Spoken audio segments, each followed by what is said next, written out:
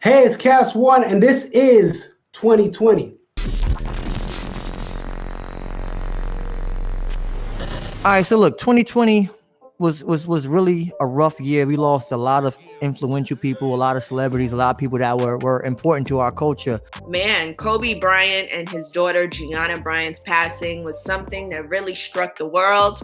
I remember I literally just signed off of air. I was on air at Hot 97 Sunday, and as soon as I got in my car, I looked at my phone and I saw the news. I know today is tough for me, and I think pretty much everyone on the show as we try to grapple with the tragedy that took place yesterday with the passing, the untimely death of Kobe Bryant, one of the greatest basketball players and sports figures the world has ever seen. We could be on this radio being angry and being frustrated at the reality of the human existence and being robbed and feeling, selfish about the loss of Kobe Bryant. But, I want to reserve that for his wife and his other children. The rest of us, I think, can do a great service by celebrating his life. Because we did get so much. We were given so everything. much. So much joy came from how many people listening right now?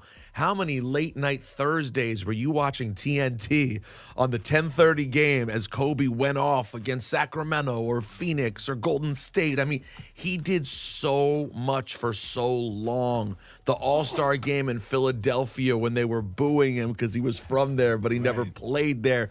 He had so many moments that were so iconic that we all got to share.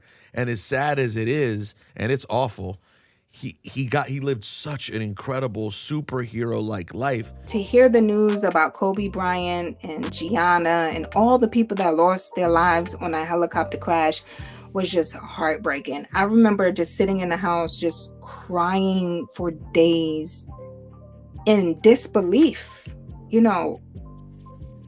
I grew up watching Kobe Bryant. I idolized him. He was just everything. You looked up to him. He was just starting to live out the best years of his life, enjoying his time with his daughters and his marriage. And to see something like that happen, you just, oh my God, a piece of you is just crushed. The celebration of life of Kobe and Gianna went down yesterday from the Staples Center in Los Angeles. And Vanessa giving us this gift, though, is I think something that I wish a lot of people would focus on. Because when families of well-known people do something for the public, they don't owe us that. Their loved one already gave their life and body and talent to us for entertainment, right? Yeah. And so now they're no longer here. That family doesn't owe us that.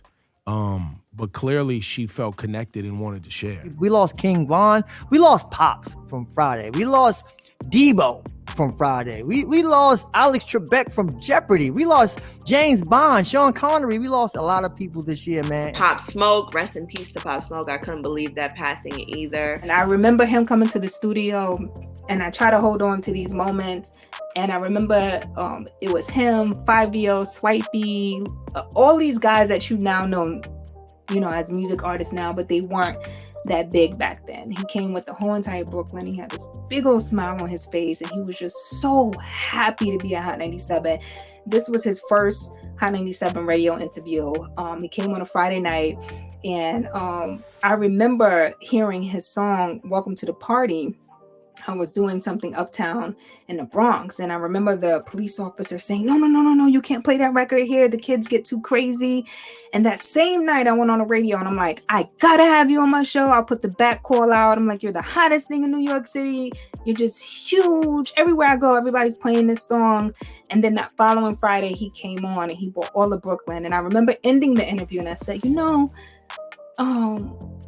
the bigger you get, you can't be moving around with all these people. You got to start moving differently. He with his big smile, he's like, I know, but I'm so Brooklyn, T. I'm so Brooklyn. Today is a tough day for hip hop. Brooklyn artist Pop Smoke has passed away at the age of 20 years old.